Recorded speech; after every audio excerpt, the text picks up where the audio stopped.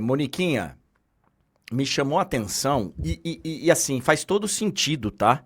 Chamou a atenção, mas se você parar pra pensar, faz sentido. O pouco interesse do público nos dois jogos, né? Porque foram os jogos de ida das semifinais. O Campeonato Carioca escolheu, ao invés de fazer duas finais, dois jogos decisivos, a final vai ser em jogo único, né? E as Isso. semifinais que são em ida e volta. Só que semifinais que o mando de campo, né, nem às vezes é importante. Então o Madureira e o Flamengo vão jogar duas vezes no Maracanã, então nem faz muito sentido. E os dois públicos foram bem abaixo aí no Rio de Janeiro, né, Moniquinha? Bom dia. Bom dia, André. Bom dia para você, para o Piero, para todo mundo que está com a gente aqui na live. É isso, né? O clássico entre Vasco e Fluminense, que a gente já sabe que tem uma questão ali que o Vasco não consegue jogar em São Januário contra o Fluminense. Não daria para esse clássico ser no Maracanã, porque não daria para fazer no sábado por conta do desfile das campeãs, não daria para fazer no domingo por conta do jogo do Flamengo. Então o jogo foi no Newton Santos, que, né, não é um lugar onde torcedor nem do Vasco nem do Fluminense, que eles estão acostumados a ir ao estádio.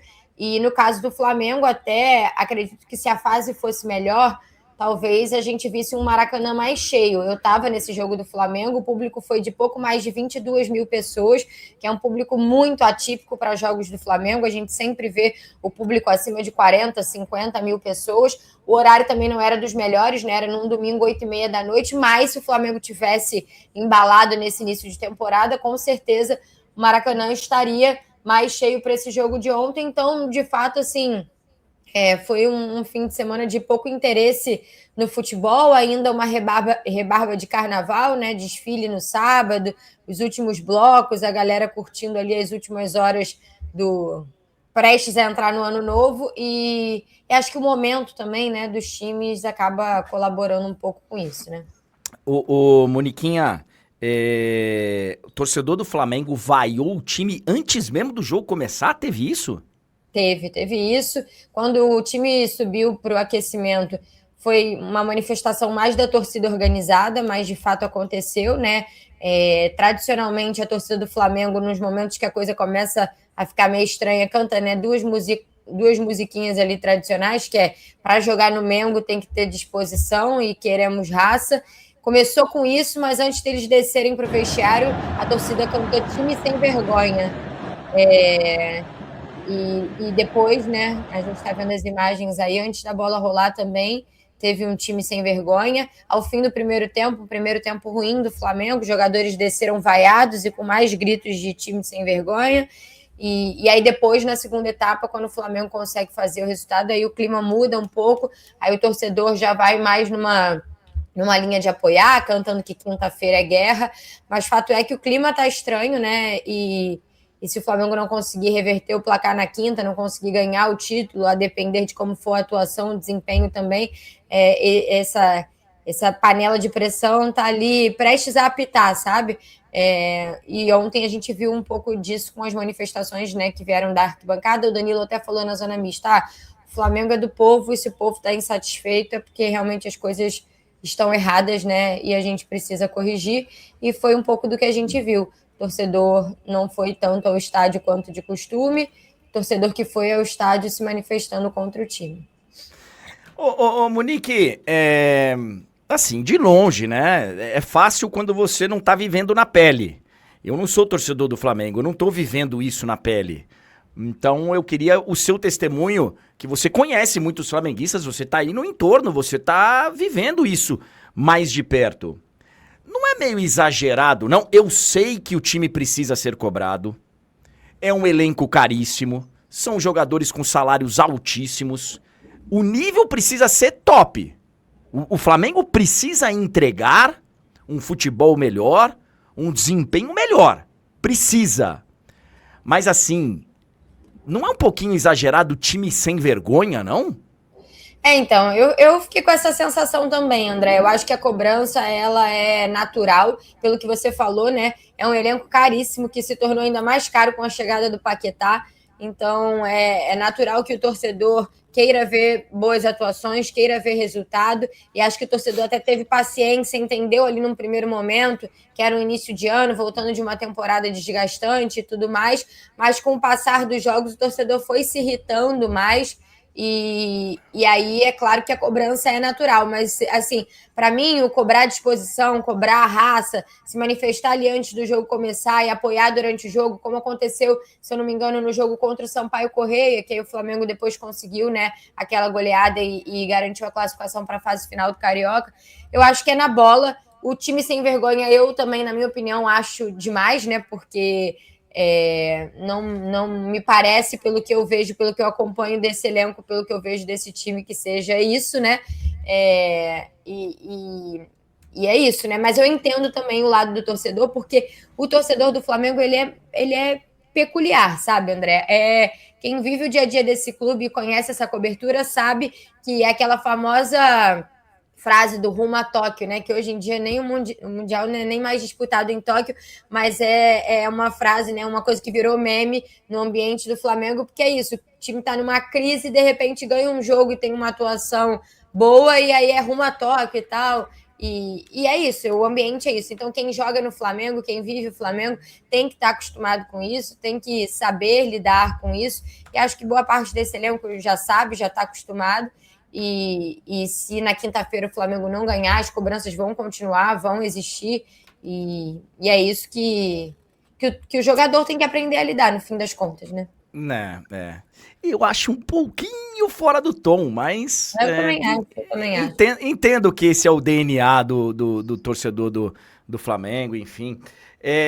Moniquinha, só pra gente poder falar lá da demissão do Diniz e do que aconteceu no Clássico, eu vou colocar a palavra do Felipe Luiz aqui, explicando melhor a declaração dele lá na Argentina. Eu acho importante porque, como eu o critiquei aqui na semana passada, na sexta-feira, ele veio a público se explicar, então vamos ouvir a explicação quando ele disse que era um caso isolado e tal, lá na entrevista depois do jogo contra o Lanús. Vamos colocar aí a fala do Felipe Luiz, por favor, Piero. 9 da manhã, mais ou menos, sem dormir. Até o trânsito que tinha até chegar em casa foi 10 e 2 horas de trânsito. Cheguei em casa, dormi, acordei à tarde e vi tudo o que estava acontecendo. Falei com o Paiva, escrevi uma nota, mas obviamente que é melhor falar. Eu não gosto de gravar vídeo em rede social, não gosto de... Sei que teria essa oportunidade. Vi o que estava acontecendo, o Danilo me ligou para explicar a situação, o que aconteceu.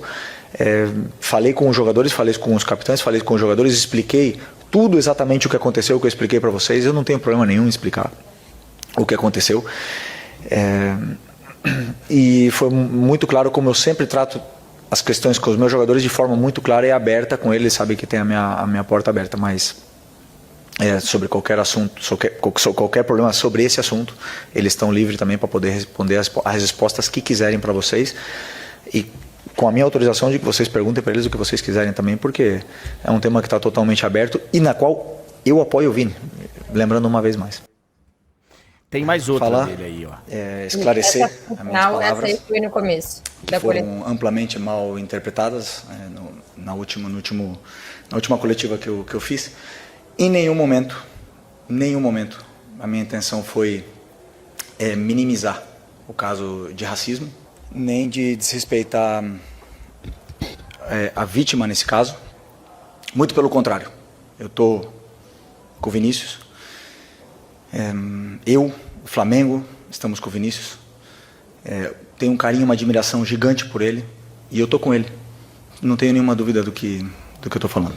Eu sei que como treinador a minha postura pública gera muita expectativa e realmente pode ser que eu não me expliquei com suficiente clareza sobre o assunto.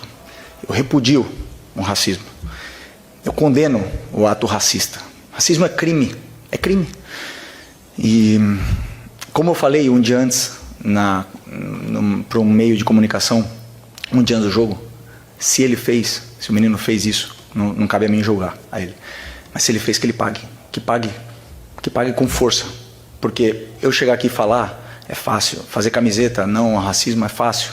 Usar pulseira antirracismo é fácil. Tudo isso é muito fácil. O difícil é punir. Punir. Então, que se ele fez, que ele pague. Que fique bem claro. Outra coisa que eu quero deixar bem claro foi a palavra, né, talvez que eu usei sobre um caso específico, né, na pergunta do companheiro de vocês. Isolado. Do companheiro de vocês, que ele perguntou, a pergunta dele foi como o Flamengo foi tratado nas visitas que veio para a Argentina, né? E eu quis dizer caso isolado, daquele caso isolado dentro do campo, que foi aquele caso que aconteceu naquele jogo. Que existem mais casos? Existem mais. Muitos mais. Na Argentina, no Paraguai, na Espanha, na Inglaterra. No Brasil, existem muitos casos de racismo no Brasil. E eu amo meu país. Existem casos de racismo, de homofobia, de machismo, de corrupção. E todos esses problemas não quer dizer que eu não tenha que amar meu país e que eu não possa gostar da Argentina. Eu gosto, amo o Brasil, e que fique bem claro que talvez eu quis me expressar de um caso específico, a palavra, ou talvez... E com isso, porque estou triste e decepcionado com tudo que aconteceu, porque não foi fácil para mim chegar, depois de perder o jogo, e meu time, com a minha responsabilidade de jogar do jeito que jogou e perder, não é fácil chegar numa coletiva e responder uma pergunta e que tudo seja perfeito. Então, portanto, eu queria deixar isso bem claro para você. Tá aí a explicação do Felipe Luiz. Eu continuo achando que ele foi muito mal. E não ajudou muito nessa declaração dele, não.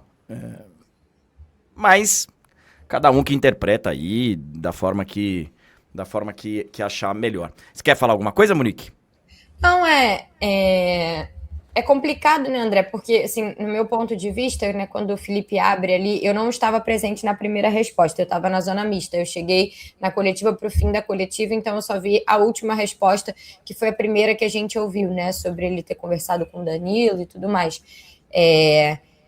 Ele abre falando que ele foi amplamente mal interpretado, e eu entendo que esse seja o sentimento para ele, mas eu acho que para o público, né, que está ouvindo, as pessoas não acham que interpretaram mal, elas interpretaram o que foi dito. Eu acho que, no fim, o Felipe queria dizer outra coisa e acabou falando, talvez, não com as palavras corretas e tudo mais, e não é que ele foi mal interpretado, ele deu margem para essa interpretação e tentou, né, ontem, de uma forma mais clara, se explicar e falar melhor sobre o assunto.